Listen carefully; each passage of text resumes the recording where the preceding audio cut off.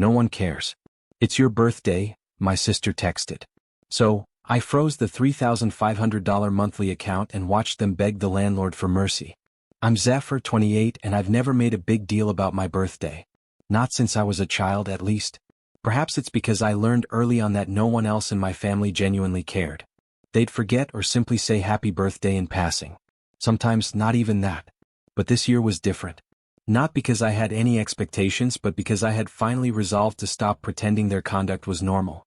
I had spent the previous few years quietly holding everything together, paying bills, fixing gaps, and maintaining a roof over everyone's heads. I did not complain or ask for anything in return. I just did it because they were family and you're meant to do that, right? My mom had a difficult few years after my father departed. I understand that. And my younger sister, Solene, who is 23 years old and still acts as if she owes the world everything, has a habit of trying things out and then quitting the next month. She was still living with Mom in the townhouse I had purchased for. Neither of them worked hard. Mom occasionally worked remotely and Solene took on graphic design commissions, but every month I paid the bills, bought groceries, and even used streaming services.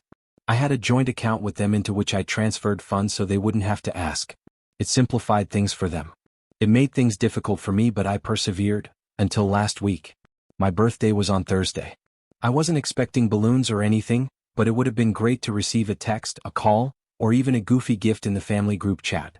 Instead, I awoke to silence. I went through alerts while sipping my coffee and noticed that the group chat was still active, but not for me. Solene had posted a photo of herself in a downtown cafe with the remark, "Self-care day with my fave person, me." A handful of pals reacted. I ignored it. Around midday I checked again. Still nothing. Not a single happy birthday. I attempted to ignore the fact that I had been receiving work calls all day. Around 4 p.m. Solene said this in the chat. "Stop acting like anyone cares if it's your birthday." And my mother gave it a thumbs up. I stared at it for a full minute, believing they were joking. But there was no setup or inside joke. Just that. No, just kidding. And no follow-up, just radio silence. I didn't respond. I did not get angry. I didn't even feel surprised. Just numb, and somehow tranquil. My fingers tapped idly on the ceramic mug in my hand, and I realized something. I had made things far too easy for them. They didn't simply take me for granted. They honestly believed they deserved whatever I offered them. And they clearly did not regard me, not as a family member but even as an individual. I had been regarded like a utility, like an ATM with no opinions, no boundaries, and certainly no birthday. I stood up, grabbed my coat, and drove directly to the bank. It was silent inside. Yara, the branch manager, knew me because I had helped her son secure an internship the previous year. She always recalled that. I explained my request. Freeze the card, remove my name from the shared account, and flag all future transactions for approval. She nodded, didn't ask too many questions, and simply guided me through it, one calm step at a time. I left the bank an hour later, carrying a folder of papers and a peculiar sense of calm in my chest. Not necessarily relief, but rather clarity. It was as if I had finally quit attempting to win a game I had never agreed to. Back home, I didn't text them, warn them, or hint at anything. I ordered sushi, put on a movie I had been intending to see, and laid back on my couch in silence. At 11:42 p.m., Solene sent another message to the group chat. "Elmo, why is the card declining?" Mom said, "Mine too. Is the app down?" Then Solene said, "I just tried at Kroger and it's not working like at all." Nonetheless, I said nothing. I closed the app and went to bed. The next morning began like any other, until it didn't. My phone had 10 missed calls from my mother. Solene left 5 voicemails. The texts piled up like spam. "Mike, what is going on? Did you change something? Call me back. Are we locked out of the account? Why is the landlord here?" I blinked and scrolled slowly. The landlord apparently showed up at their home that morning to inquire about the rent because the autopay had bounced. I'd also canceled that. The same goes for the energy bill, water, and internet. I hadn't told them yet, but I was in the process of moving the lease to my new name. I didn't need them living in my house anymore. I even spoke with an attorney about how to lawfully evict a family member if they refused to go. It was not about vengeance. It was about setting limits, finding serenity, and finally saying enough. But I hadn't written back yet. Not that day. Instead, I went to work, answered emails, made small conversation with coworkers who did remember my birthday, bless their souls, and left calls from Solene and my mother on voicemail. By the evening they were texting stuff like, "Are you okay? Please just let us know what's going on."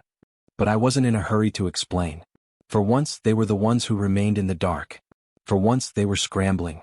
That weekend, I received a text message from my cousin Sarah, the only family member who has ever made an effort to connect with me. She claimed Solene had posted something passive-aggressive on Instagram. Crazy how people change when you rely on them. And Mom had responded with a sad face emoji. Sarah inquired whether everything was fine. I assured her I was fine and that I had finally drawn a line. I didn't expect her to say, "Good. Honestly, they've been awful to you for years. You don't deserve that." Maybe it shouldn't have mattered so much, but it did. Monday morning began with a knock on my flat door. It wasn't the expected delivery. It was from Solene, hood up, eyes swollen and arms crossed. "Can we talk?" she inquired. And for a moment I considered inviting her in. But then I remembered the text, the thumbs up, the groceries I'd paid for, the bills I'd covered, and the years of being treated as if I weren't there, until they needed something. So I stepped out and closed the door behind me. She moved uncomfortably. "You froze everything?" I nodded. "Yeah. Why?" I did not respond right away. I just looked at her, really looked at her, and saw the same entitlement, the same arrogance but shattered at the edges. She huffed. "Look, if this is about that dumb text." And that is where I cut her off. "Don't," I responded quietly and firmly. "Don't call it dumb. Don't pretend it was a joke. You meant it." Solene rolled her eyes. Yet there was a hint of uncertainty behind them. "Come on, Mike. It was just a thing, a comment. I say stuff like that all the time."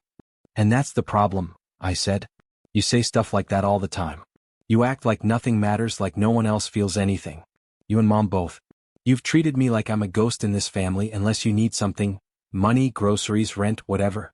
But the second I want something, even just basic decency, you make me feel like a burden." She scoffed. "You're not a burden." "No?" I inquired, my tone increasing. "Then what am I? Because I sure wasn't a brother. Not when you and Mom joked about me in the group chat. Not when you used the card to buy your little self-care days. Or when Mom charged her prescriptions to my account without even asking. Not when I paid your credit card debt last year just so you wouldn't tank your score." Her expression twisted. "I didn't ask you to do that." I laughed bitterly. "That's your go-to, huh? I didn't ask."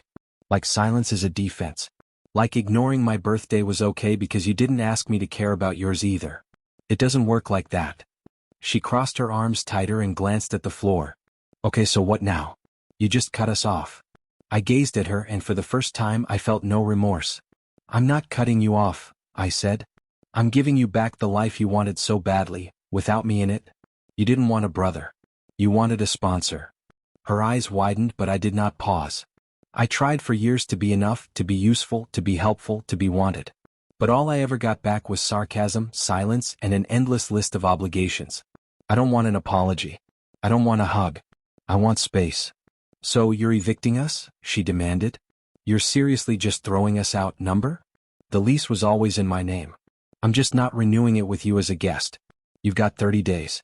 I'll even pay for the moving truck if you don't make a scene." She blinked, surprised. "You're serious?" "Dead serious." There was a prolonged pause. Then she attempted another angle. "Mom's not well. You know that." She stressed. "She says things she doesn't mean." I breathed sharply. "You want to talk about stress?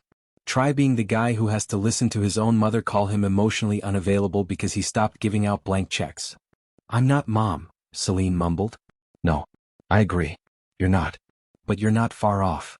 She winced as though I had hit her. "I'm sorry," she replied finally. And to her credit, I believe she meant it. "I really am.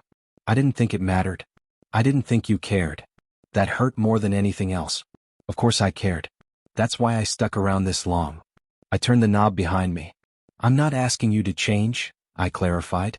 "I'm just not going to stick around waiting for it anymore." She stood motionless, lips slightly parted, no words coming. I didn't expect her to beg or cry. Solene isn't constructed that way. She was skilled at shrugging things off and pretending the world owed her nothing, until it did. She then panicked. As I returned inside, I halted. "By the way," I continued without turning around, "I also canceled the family phone plan. You might want to look into that." I then closed the door.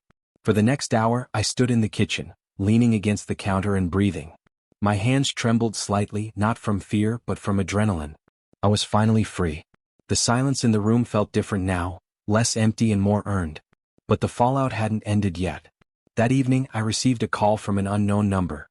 I let it go to voicemail, but the transcript appeared on my screen. Zephyr, it's Mom. I don't know what's going on, but this is cruel. I've been there for you always. You don't do this to your family. You don't just walk away. Please call me. We can talk about this. I did not return the call. A few hours later, I received another message, this time via email. It was from my mother's lawyer. I didn't open the email immediately. I looked at the subject line, urgent property ownership dispute, action requested, and left it in my inbox for a few hours. Perhaps I was allowing myself time to consider. Perhaps I was expecting to feel anger, fear, remorse. But none of those arrived, just a cold, calm resolution that informed me I was done playing the part they had written for me. Finally, I opened the message. The substance of the email was official, with courteous legal ease that hardly disguised the desperation underlying it. The lawyer, Callum Ver, stated that my mother was questioning the legitimacy of recent changes to the property title and that she believed the townhouse should be deemed a family asset rather than an individual property. He requested a meeting with a friendly resolution. I nearly laughed. Friendly? I did not answer promptly. Instead, I dug out the folder that Yara at the bank had helped me organize. Account statements, the original property deed, the lease agreements, and the ownership transfer to my LLC. Everything was signed, notarized, and time-stamped. An email chain from 2 years ago when Mom signed the lease paperwork and agreed to be a tenant. She dismissed it at the time, laughing, "Just paperwork stuff for your taxes, right?" I agreed. I never expected to have to use it. Now I'm pleased I did. Still, I did not want this to get unpleasant. Despite everything, a quiet voice said, "Don't burn it down. Just walk away." But I was beginning to realize that walking away appeared to them as treachery. To them, love only mattered if it cost me something. 2 days later, I sent a brief email back to the attorney. "Dear Mr. Reeves, thank you for reaching out. The property in question is legitimately held by LLC name, and full documentation is available on request. Please take note that the leasing agreement made on date is still in effect. Clause 9. States that the property owner reserves the right not to renew the lease when it expires. There has been no breach of contract. I respectfully decline the meeting at this time. Sincerely, Zephyr Carter."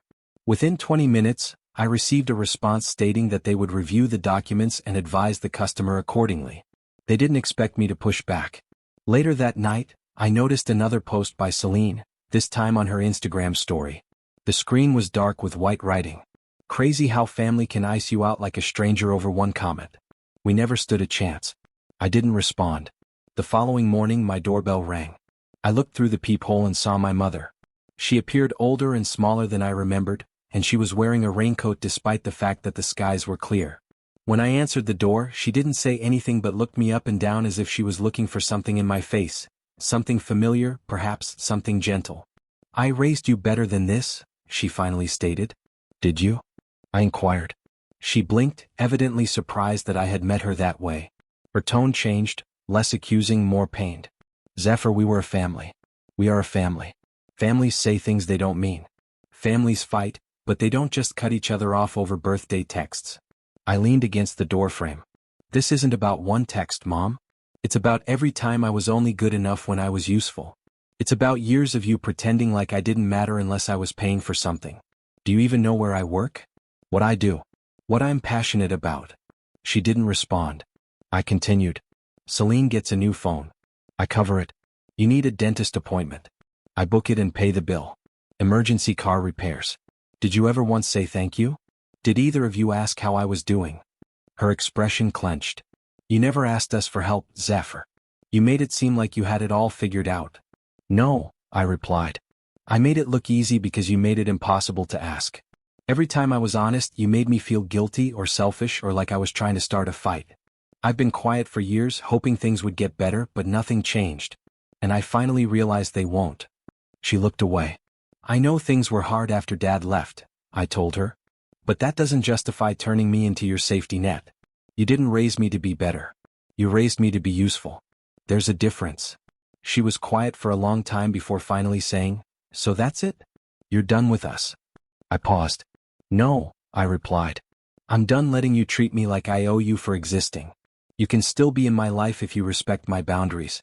If you stop using me. If you start treating me like a person and not a paycheck." She began to speak, but I interrupted her. And if you want to stay in that townhouse, sign a new lease. Pay rent. No games, no guilt trips, just responsibility like the rest of us. Her expression changed, with amazement, rage, and possibly embarrassment. But she didn't yell or cry. She simply nodded once, firmly, like she was swallowing something bitter. She then turned to stroll down the corridor. I did not call after her. Later that night, Solene texted me. So what now? You just want us to pretend everything's fine and pay like strangers? I glanced at the message, considering how to answer. But before I could type anything, my phone buzzed with another notification. This one was not from Solene or Mom. The townhouse's property manager sent a formal alert that the thermostat had been adjusted to 92 degrees. Another message arrived. The kitchen faucet had been left running. Then came a third. Someone had turned off the security camera on the back door. I rose up, heart pumping and jaw tightening. They weren't going to leave quietly, and I had no idea how far they were prepared to go. I did not sleep that night. The notifications from the property manager app kept coming on, lights flickering on and off at weird hours, someone accidentally setting off the smoke alarm, and the garage door left open for hours. They were attempting to rattle me or perhaps just send a message. It was petty, passive-aggressive sabotage. But I had expected this. Solene and my mother disliked being told no, especially by me, especially not when it meant facing penalties. At 2:14 a.m., the security company called me. One of the water sensors in the basement had been activated. I asked them to turn off the water pipe remotely and sent someone to investigate. The technician arrived an hour later and confirmed it. The utility sink had been left running and clogged, causing it to overflow intentionally. I sat there staring at the ceiling of my flat, watching the fan whirl in slow, pointless circles. This wasn't just revenge. It was a tantrum. A foolish, desperate attempt to push my hand, make me feel guilty and bring me back into their orbit. Because if they couldn't keep me under control through obligation, they'd attempt anarchy. By the morning I had a plan. I drove up to the townhouse unannounced. I parked 2 blocks away and traveled the remainder. The distance on foot. The area was calm. The house looked the same from the outside except for a pile of rubbish bags placed by the garage door, as if they'd made a point of dumping everything outside rather than using the bins. Typical. I stepped inside after using my copy to unlock the front door. The heat struck me quickly. They had left the thermostat set to 92 degrees as indicated by the notice. The air felt like soup. I moved through the house silently. The refrigerator was open and empty. The shelves were plastered with something sticky. A lone container of old milk lay on the top rack, posing a hazard. The TV in the living room was set to full volume and displayed a static screen. No one was home. I headed upstairs. Solene's room was devoid of most personal stuff, with the exception of a few old garments thrown on the floor. Mom's room remained mostly unchanged, the closet half empty, drawers pushed out, and a bedside lamp knocked over. Someone had scribbled in red lipstick on the bathroom mirror. I hope it was worth it. I stood there staring at the sentence, feeling nothing. There was no anger or regret, just an odd, peaceful detachment, like I were reading a message written by a stranger in a story I was no longer a part of. I spent the next hour recording everything. I photographed the water damage in the basement, the trash, the refrigerator, the mirror, the thermostat settings, and the deactivated security camera mount. I cataloged everything. I submitted it to my lawyer with a brief message. The damage appears to be deliberate. Proceed with the legal eviction and refund claims. By midday they had been officially served. The paperwork was delivered to Mom's temporary address, which I had obtained from a previous medical issue she had requested my assistance with, as well as Solene's P.O. box, which she used for freelance work. The documents allowed them 7 days to respond. If they didn't, the case would go straight to court. If they did, they'd have a very difficult time explaining all of the documents and tampering to the judge. That night, I received a text from Solene. Wow, you really want to humiliate us in court? This is so petty. I did not respond. A few hours later, Mom also sent one. You didn't have to go this far. You wanted this. You wanted to punish us. Well, I hope you're happy. And you know what? I was. But not for the reasons they expected. I was not thrilled that they were struggling. I was not bragging about the harm. I did not feel victorious. I felt free. The week passed quickly. I delegated the problem to my lawyer and kept out of it. He kept me updated every few days. Solene tried to launch a countersuit, but it was dismissed. Mom sought to claim mental anguish, but the judge requested evidence, which she did not have. The matter was resolved quickly and quietly, Most likely because they recognized I wasn't bluffing and didn't want me to drag every screenshot, voicemail, and payment record into court. By the end of the month they were gone. The townhouse was now officially back in my name. I hired a cleaning crew, changed the locks, and had the space professionally fixed. The water damage wasn't as severe as I had feared, but the cleanup price was still high, just around $5,000. Still, I saw it as a compromise for peace. I never heard from either of them. No apologies, no messages, and no half-hearted attempts to reconcile. Just silence. And I was fine with it. It has been 6 months now. The house is rented to a young couple who truly express gratitude when I fix something. They painted the property themselves, placed plants on the balcony, and pay their rent on time. I check in with them every few weeks, and every time I step through the front door, it feels like a ghost has been exorcised. A common contact informed me that Solene had moved in with some acquaintances. Mom lives with a distant cousin in another state. Apparently, they are both telling others that I lost it and kicked them out due to a misunderstanding, that I was never particularly stable. Fine. Allow them to express what they want. I'm not attempting to change their interpretation of the story. I'm simply finished living in it. Last month, I celebrated my birthday quietly, simply, and peacefully. I took the day off from work, treated myself to a wonderful meal, walked along the lake, and shut off my phone.